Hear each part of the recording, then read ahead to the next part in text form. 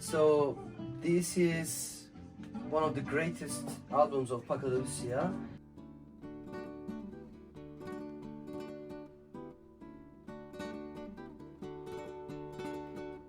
I believe that Paco de Lucia affects the world to play the guitar, actually. Also, I'm one of them. I'm very affected and inspired by his playing. And this is a great moment because Joaquin Rodrigo is sitting here. I cannot imagine how it is stressful to play one of the best concertos written for the guitar, and you are sitting with the composer. And also Paco, of course, could not read scores, and he has to learn everything by ear.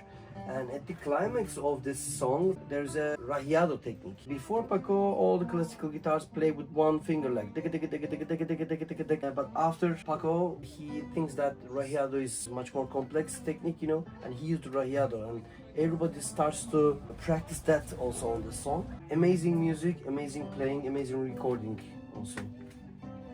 I like it a lot. So, as a electric guitar player, I also play electric guitars. John Abercromie is my first, let's say, crush. This guy with very unique technique and sound. A friend of mine, Korhan Ogan, one day while we are students at the university, he bring this album.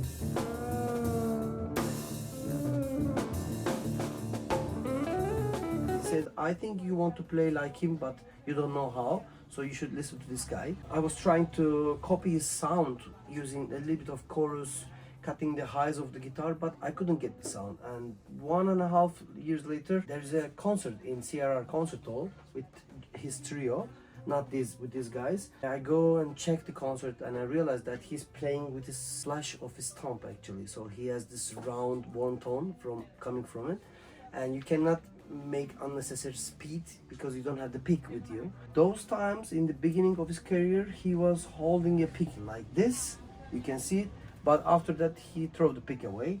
And also Dave Holland, what a composer, you know, especially Dave Holland's quintet is one of the most leading quintets in the jazz world.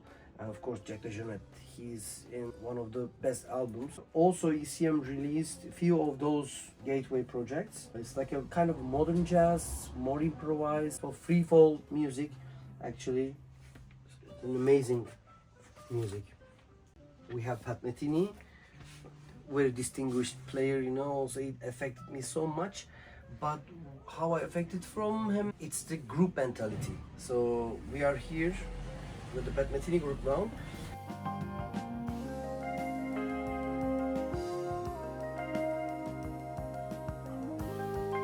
When he come to the guitar world with the Bright Size Life, nobody actually played like him before. He has a different harmonic structure on guitar, what we call slash chords.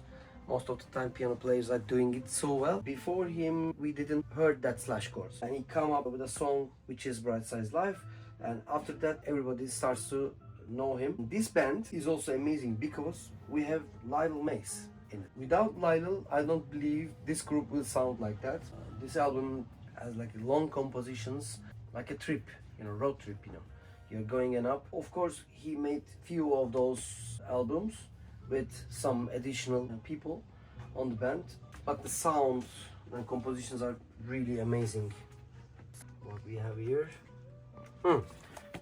this one. Of course, we all know the second one, and here, twins.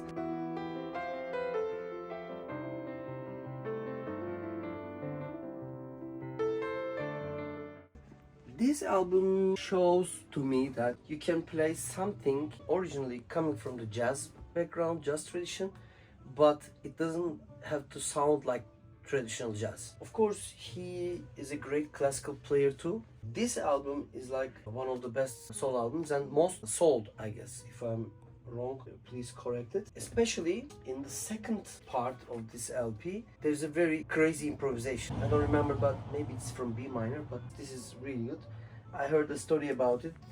You know, he's making some noises, like mouth noises. During the show, he had a kidney pain a lot. So also he's suffering from kidney. Not only because of he's very concentrated. So he's making those noises because of the kidney also. I don't know if it is true or not. Ah, yes. This one also. I, choose this guy, John Scofield. I can tell John is playing like from 100 kilometers away.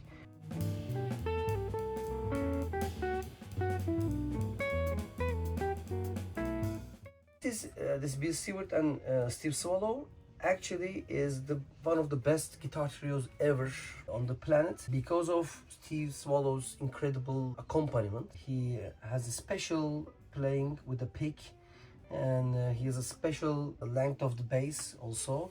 It sounds like between the electric bass and the double bass kind. And of course Bill Stewart is an incredible drummer, and John Scofield, maybe every week I listen one album of John Scofield. He's great. This one, yes, of course, it's the game changer.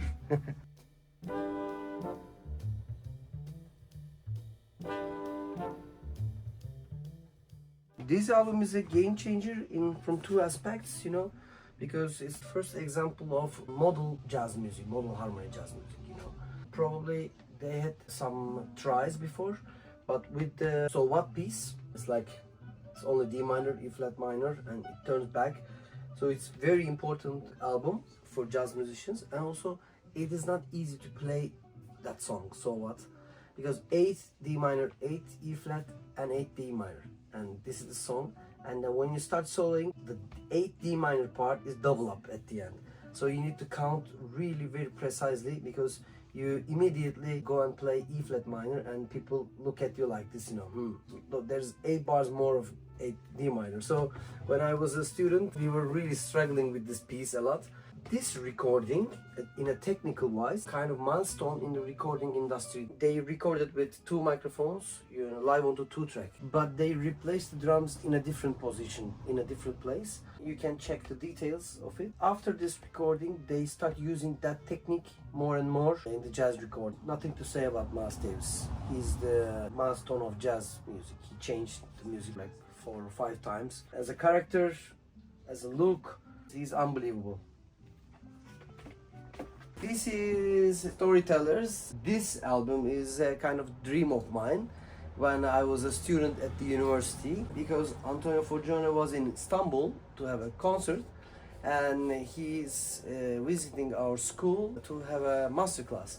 And I was at the school because I need some papers to apply for a master degree, and they said that there is an Italian guitar player making a masterclass. I go there, and Antonio was unbelievable, so I start asking questions to him, and he invited me to play with him during the masterclass.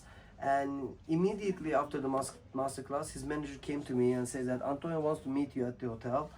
I go to the hotel with him. We had a very long conversation. Till that moment, nobody asked me what I want to do as a guitar player in my life. And he asked me serious questions. And he invited me to London to play like a duet project. So I put all my force to go to London, but I couldn't take the visa. English embassy rejected me for 5 years, so I should have to make another plan. So this duet is postponed for like 19 years.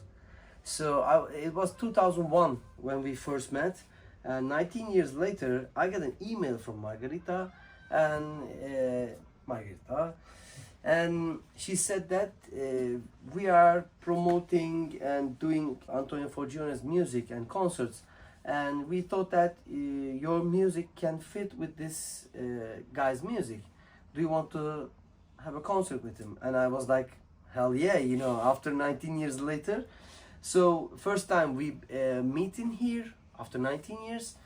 and we had immediate communication for sure, and we had rehearsal 2 days, eating, drinking, and then we had our first show at Sofia Live Club, and then they were very kind enough to take the responsibility of the production, and they produced the album.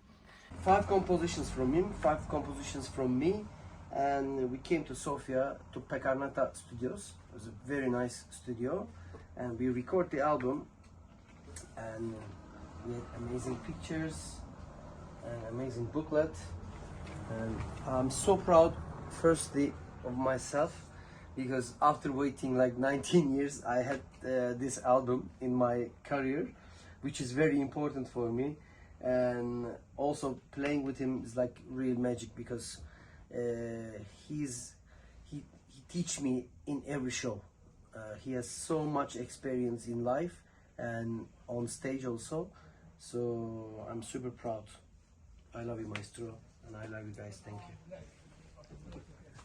Juanfe Pérez. I played with him. Ah, did you? Of course, I played He's 3 very concerts. Good. He's very good. Yeah.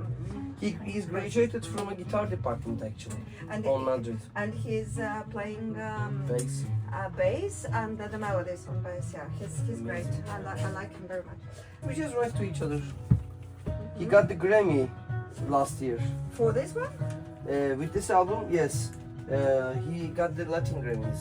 As you see, my friend, I had a very big repertoire on LPs and CDs, and who played in the LPs, who played, who record. Most of them I know personally also. It's beautiful.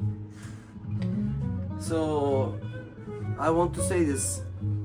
AI can generate so many knowledge, but when somebody shuts the AI one day, you know, or your laptop is out of battery, your AI is here. So if you listen and if you read when you listen to the LPs, what's going on here, then you become an AI. Not smart like an AI, but can be a little bit.